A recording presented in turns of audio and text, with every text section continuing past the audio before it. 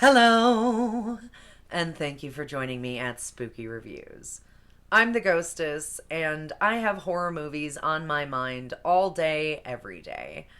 And sometimes I find that the ones that make the most noise aren't the hilariously bad or spectacularly stunning, but those middle of the roaders, the ones that could just use a little tweak to them to make them really work.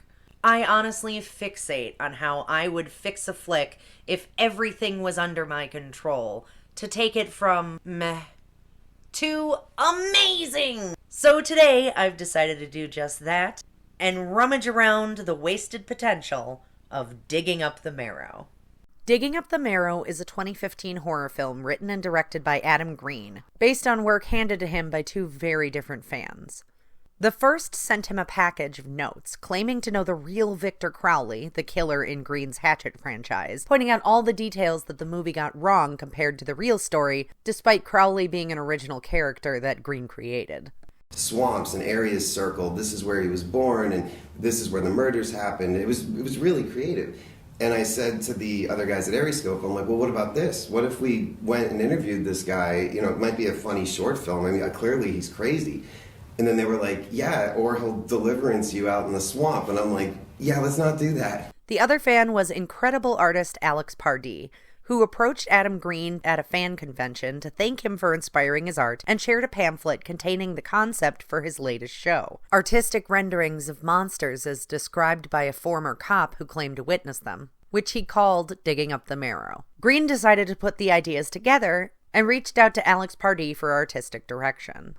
This movie's greatest strength, hands down, is the mutant creature design. If the monsters didn't look this good, I wouldn't be talking about the movie at all. Alex Pardee's work revolves around making these mind-bending figures that mixes cute, cool, and creepy. The delightfully strange original creature concepts he designed for this film are outstanding. A lot of monsters only work in glimpses, but even staring these things direct in the eye, my mind is blown, and I find the craftsmanship so inspiring. What the special effects team accomplished here is some of the best looking art design I've ever seen, including from big budget blockbusters. Without shedding a drop of blood, they carry a wholly unique fear that comes from your brain trying to wrap its head around what it's looking at. The film's greatest weakness, however, is Adam Green, who chose to write, direct, and star in the movie, playing himself. Shooting a documentary where he interviews a former detective named Decker, who claims to have seen real monsters, and wants help capturing those monsters on film. Other than Decker, a vast majority of the cast are non-actors playing themselves, including his Aeroscope crew and the endless string of cameos from big-name horror directors and actors, including Adam Green production regular and everybody's favorite Jason, Kane Hodder. A majority of these big names usually hide behind camera lenses and prosthetics, so when they're on screen, we get handy-dandy captions listing their names and claims to fame. The main purpose of this fun fan service is for Adam Green to show off his creature designs as captured on camera, for them to say, wow, that's great effects. What's the movie?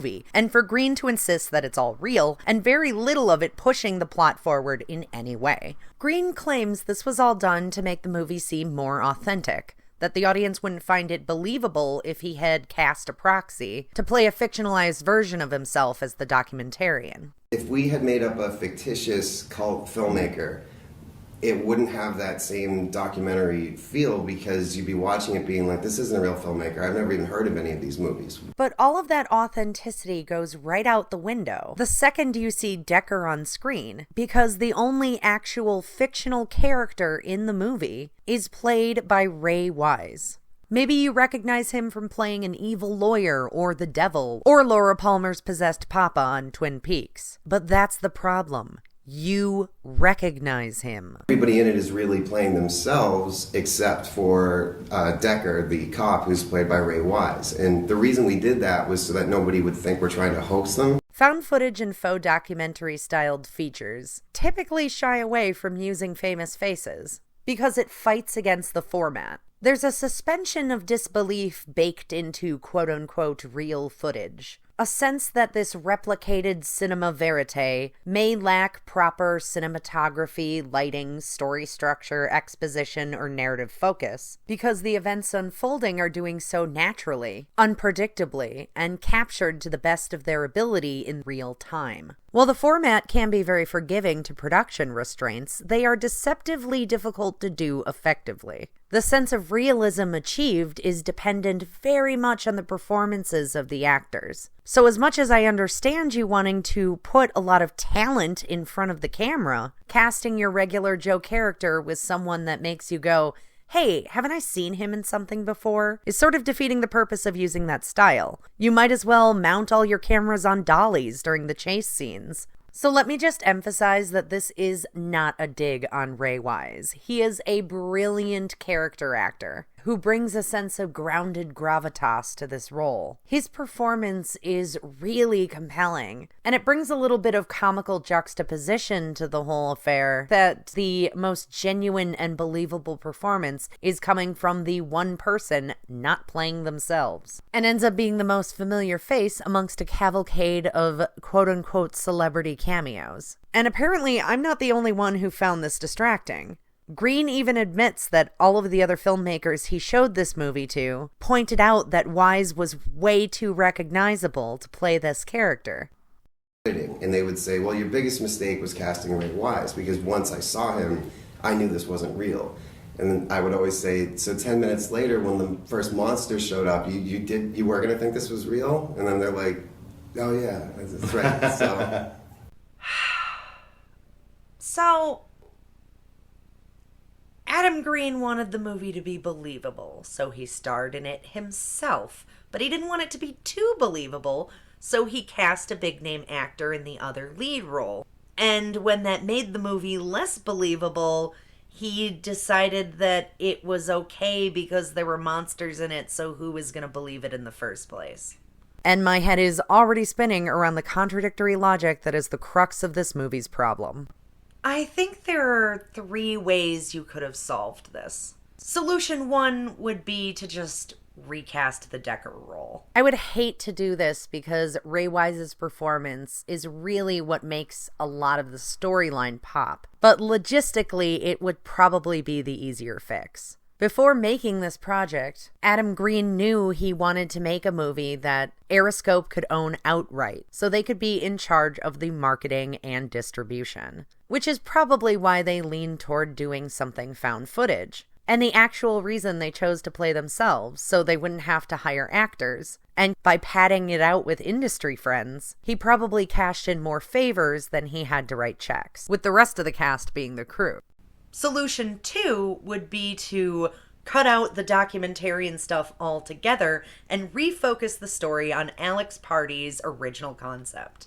You might end up with, say, a 20-minute runtime, but you'd have a very high-quality short film without all the unnecessary bloat, as this movie spends an obnoxious amount of time following Adam Green around, which comes across like shameless self-promotion, since every scene without Ray Wise in it has characters dressed in Aeroscope production t-shirts, sitting in rooms covered in Aeroscope production posters, and even one scene is set during an Aeroscope production meeting for Holliston, a sitcom where Adam Green also plays a fictionalized version of himself. And if you really wanted to keep that faux found footage documentary style intact, solution 3 would be to just recast the entire movie.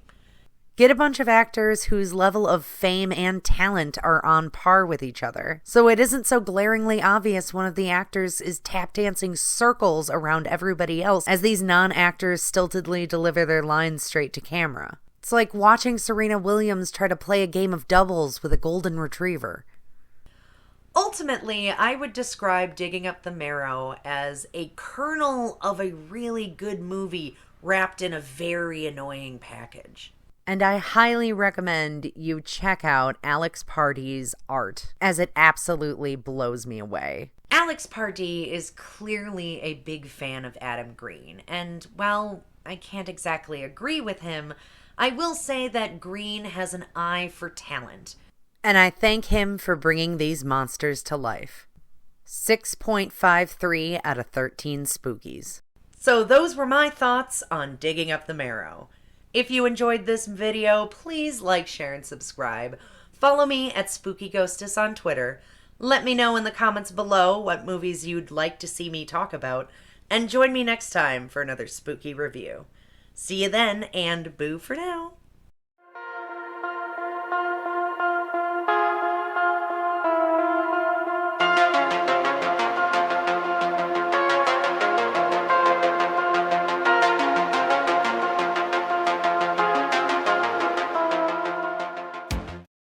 See you then, and boo for now. You started early.